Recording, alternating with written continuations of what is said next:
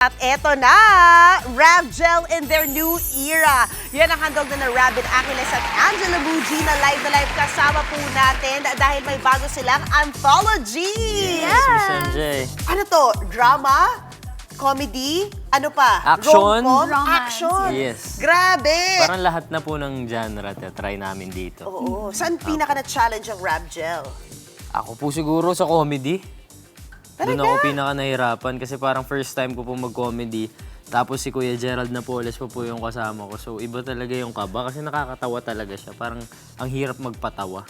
Doon po talaga. Ako naman po siguro is yung, maka-work po si Kuya Kaloy or Kuya Carlo Aquino kasi nakaka-pressure po na sobrang veteran actor na po siya. Tapos ako, nagsisimula pa lang. So, ayun po, nakakakaba lang po siya. Grabe. Alam nyo, kasi sa 4 na episodes ng anthology nila, 2 doon, solo flight kayong dalawa. Yes po. Diba? Buti na pagbuklod kayo. Anong pinag-usapan nyo nung magsusolo project kayo sa anthology?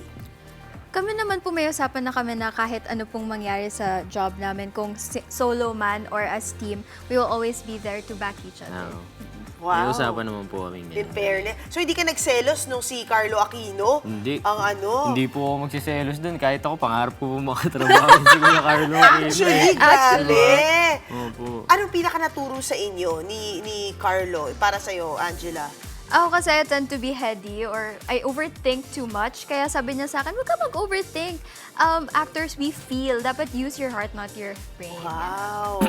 Sa'yo naman kay Gerald. Ako po, sa totoo lang, ang dami kong natutunan kay Kuya Gerald. Pero ang pinaka gusto ko po sa kanya, yung pakikisama niya sa mga tao sa set talaga. Wow. Iba talaga yung pakikisama niya. Lahat po ng tao alam niya yung pangalan. Lahat ng tao kaibigan niya. Sobrang galing po. Pero ikaw din naman, ganun ka rin. Nakuha mo na yung maaga pa. Actually, ang aga nga ni Robin dito eh. Parang 2 hours bago yung call time. In fairness, ha? Diba, bongga? Si Angela rin. Sumunod shortly after. Ang ganda, magandang training yan para sa inyong dalawa. Kaya naman nabibless kayo at hindi na mabibitin yung fans tuloy-tuloy po. Dahil this May na yung anthology ninyo, tama ba? May Yes, 15. May 15, Oo, first First episode. episode. 4 weeks yan. Tapos after nun, sa June, meron agad kayo. Dating Finally, Alice Perez. season 2 na.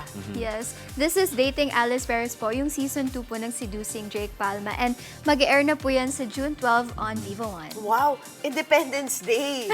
Grabe. Sakto. Anong aasahan namin sa Dating Alice Perez? Ano ba? What's the book like? This one is centered more on Alice and her love life kasama po si Trip and si Drake. Wow. And Ang mas hirap madrama nito. to, Miss MJ. Mas madrama. heavy siya.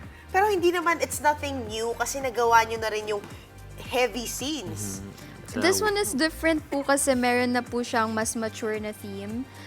Dito po, hindi naman po namin siya gagawin na super tragic na parang ang heavy na napanoorin. Siyempre si Direk Crisanto will also make it feel light pa rin. Pero dito po kasi serious na talaga dahil college na sila and matanda na sila. And ano nga asahan natin kay Drake sa sa book na to? Kasi sabi mo, di ba, ang karelasyon dito ni Alice is si Trip. Parang siya na po yung mas maghahabol ngayon. Oh! The tides have turned, people! I love it! Wait lang, so nami-miss kayo ng mga fans ninyo. Ano ginagawa nyo during your downtime? Kinakusap nyo ba sila? Kasi talagang, lagi sinasabi, Robin, mag-upload ka na raw. Kaya Parang nga. nakikita ka sa TikTok na lahat, Yan. pera lang sa TikTok mo. Opo. Pero parang pag pag wala po kaming ginagawa na project, mas gusto ko pong nag-workshop. Yan. Oo. Talagang sinusulit ko yung mga workshops ngayon. Nagpo-focus muna po ako sa workshops kasi madami pa po akong kailangan matutunan. Grabe! Parang dati ka pa nag-workshop, no? Pero hindi mo tinitigil. Hindi po, kailangan ko po yun. Wow! How about you? Ako din po, actually sabay po kaming nag-workshop ni Ram. And kapag wala naman po akong ginagawa, usually I just rest and nag-workout na po ako ngayon. I'm trying to achieve Yes! my dream body. Parang hindi pa ba yan yun, girl? Not yet. Oh, talaga? What? Congratulations, though. Wow, you look You've always looked amazing. Thank you. I'm working on myself kasi nagpe-prepare po talaga ako for Dating Alice Perez. I want to look my best and be at my best para maganda yung performance ko talaga. Grabe. Kanina may nasagap ako ako dun sa behind the scenes eh.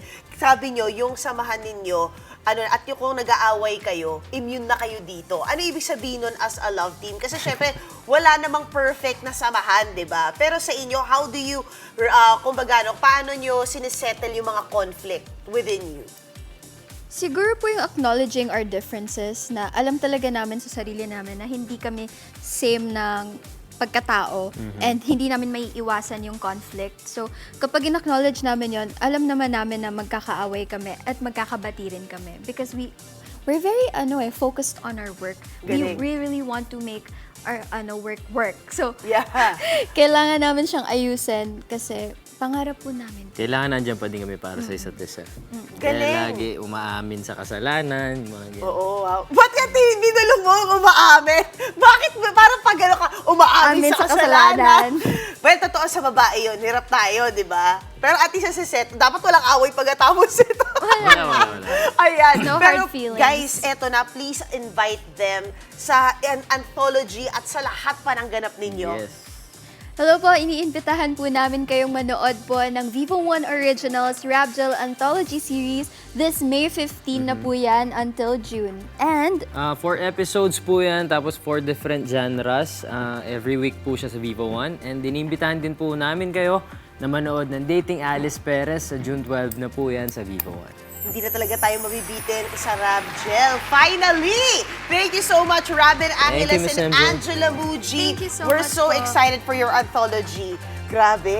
Ano yung ang rider kong hoodlum? Ako, yun yung Yes. una lalabas. Pinakauna. Action yan. I love it. Congratulations, guys. At yan muna yung latest sa showbiz.